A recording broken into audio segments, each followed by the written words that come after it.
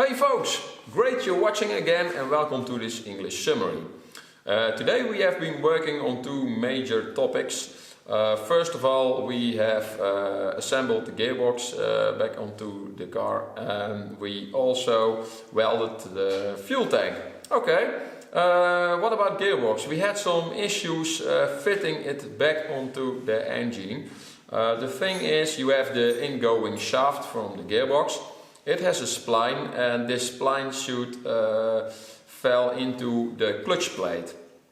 Well, the thing is, usually these splines have a tapered front end, like it's pointed.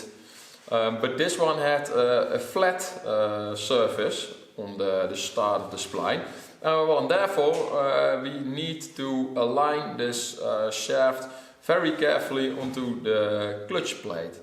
And that's not very easy if you keep in mind that this gearbox is not an aluminium gearbox, it's a cast steel gearbox. It's pretty heavy and you have to position it and then slide it onto the flywheel, onto the clutch plate. So, well, that was not an easy job. We tried it a few times. Did not work. Then we tried to remove the flywheel plate. So we didn't try that. We did that. We removed the clutch plate.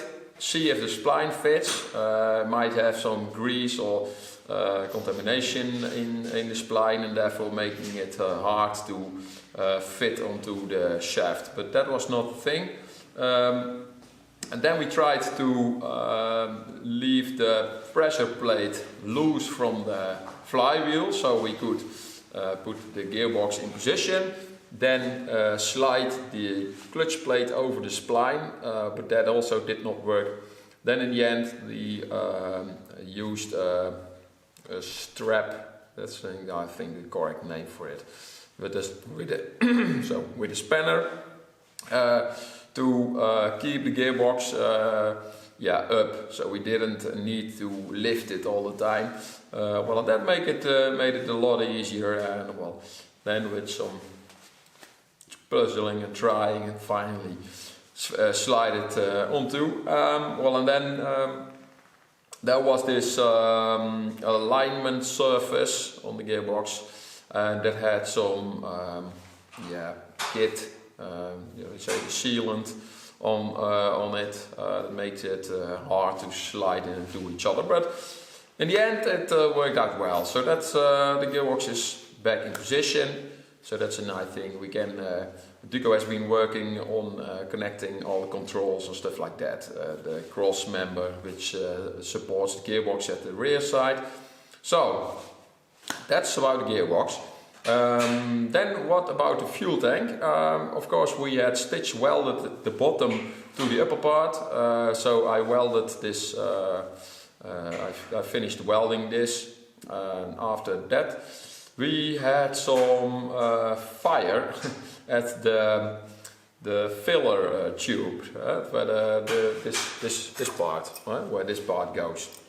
That was because there was some putty or glue or something meshed around the filler tube. I'm not sure if this was some kind of repair, but when this was burned, I used a torch burning the rest of it, cleaning it with steel brush, and then we saw a lot of soldering. You know what I mean. The tin is. Soldering was around it. So then we used the torch, melting it all away, because I thought it might be some kind of repair, and I think it was, because there was some nasty drops of this material.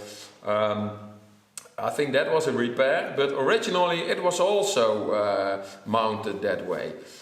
So when we used the torch, all of this soldering melted away, and then the filler tube was loose. We tried to mount it like original, with a torch and soldering. it did not work that good. We still had some leakage.